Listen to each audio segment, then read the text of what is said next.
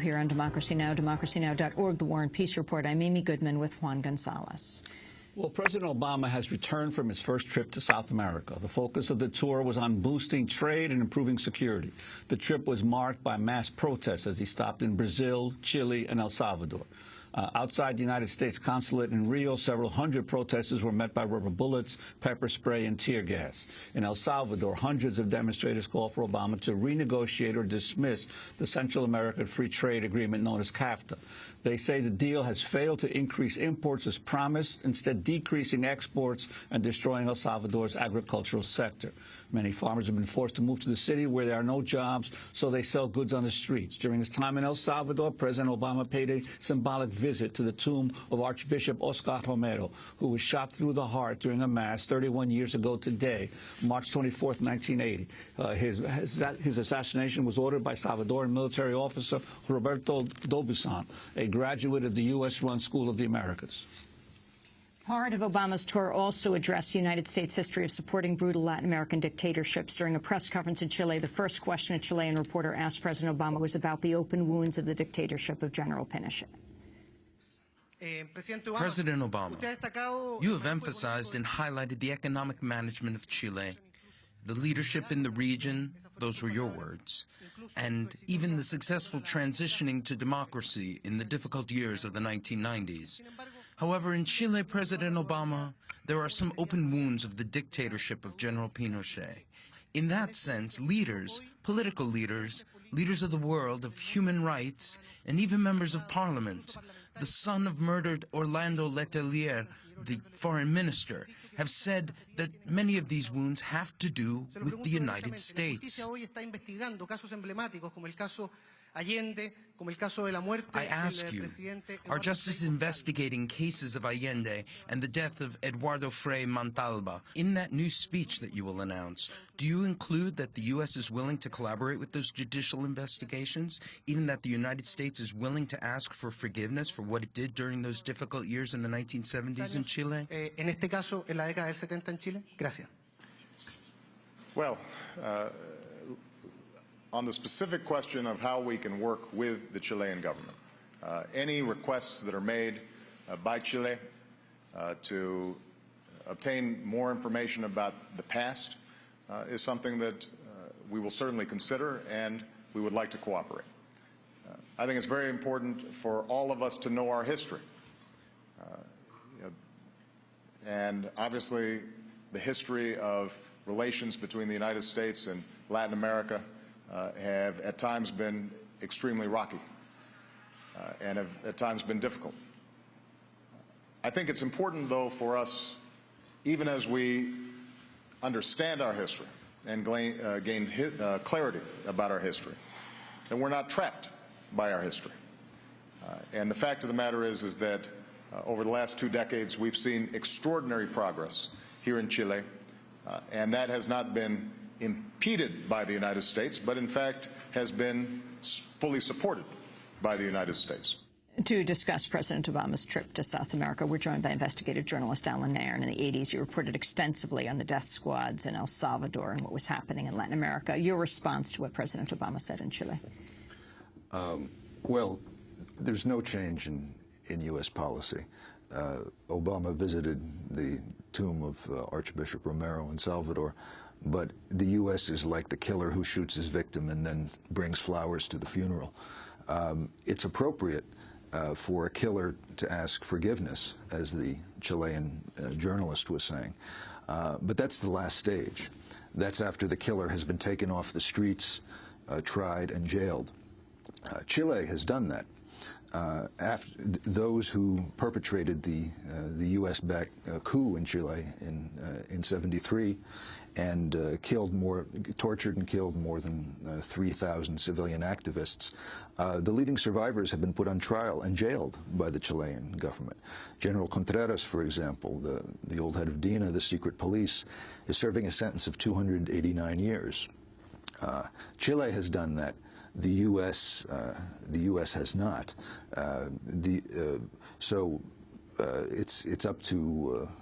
It's up to people to enforce that, because the U.S. is still acting in a lawless manner all over the world. And El Salvador is a good example because it's quite parallel to what the U.S. is doing today. Well, and the president's choice of El Salvador, among all the Central American countries that he could have gone to, your sense of why they decided to choose that particular country to visit, and its significance in terms of the history of Central America? Well, you know, there are probably various factors. El Salvador, their currency is the U.S. dollar. It's the most integrated with the U.S. economy. Salvadoran sweatshops supply the U.S. markets. Funes, the president of El Salvador, backed the U.S. in their support for the coup in Honduras. But I think the most significant thing is Archbishop Romero himself. There were four key facts about the Archbishop. In 1980, in February, the Archbishop wrote to then President Carter asking him to stop supporting the Salvadoran military. Romero was attacking the U.S. support for this military, which had, at that time, for 2 decades, been helping the Salvadoran National Police, National Guard, Treasury Police, and Army to assassinate local activists. On March 23rd, Romero gave a sermon in which he attacked the chain of command.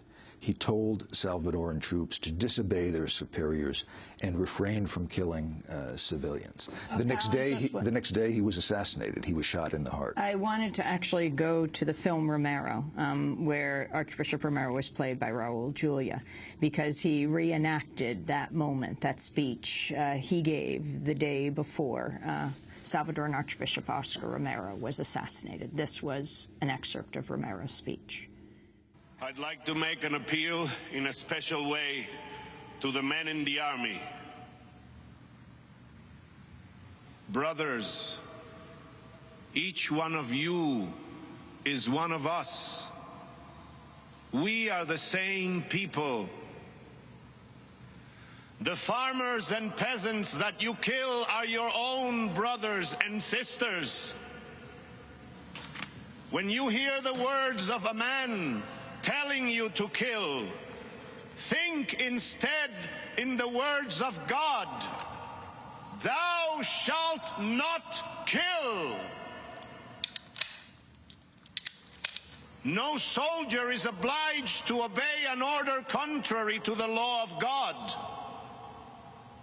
In his name, and in the name of our tormented people who have suffered so much and whose laments cry out to heaven, I implore you, I beg you, I order you, stop the repression! That was the speech that Archbishop Oscar Romero gave March 23rd, 1980. He was assassinated the next day by Alan Aaron. By who? Well, he was assassinated by the forces of Major D'Aubuisson, a political offshoot of the Salvadoran death squads, which were created and backed by the U.S., as I documented extensively years ago. At his funeral, 6 days later, 250,000 Salvadorans turned out. Snipers on the roofs fired into the crowd, killed 42 people. An amazingly precise parallel to what happened last Friday in Yemen. As the Yemeni people were turning out against the U.S.-backed regime there, snipers on the roofs killed perhaps 52 people. We don't yet know whether those Yemeni snipers were U.S. trained, but we do know that the Green Berets are there training that armed force, and the U.S. itself is sending missiles into Yemen. In Iraq, the U.S. adopted what they called the Salvador option, backing the Interior Ministry death squads, which from 2004 to 2007 killed thousands. So what the U.S. did in El Salvador is being reproduced today, and Obama is carrying it on. And we have only a few seconds, but the role of the drug trade and drugs throughout Latin America in the Obama initiative here? Well, today, Central America and Mexico are being devastated by another kind of terror, that which grows out of the drug trade. In Mexico, more than 15,000 dead just last year from the violence coming out of that.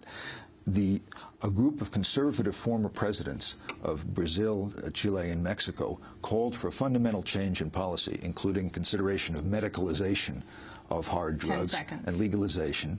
The U.S. doesn't even think about that. We laugh at Charlie Sheen. We give him millions. That's what's now devastating Mexico and Central America. The U.S. isn't even serious about it.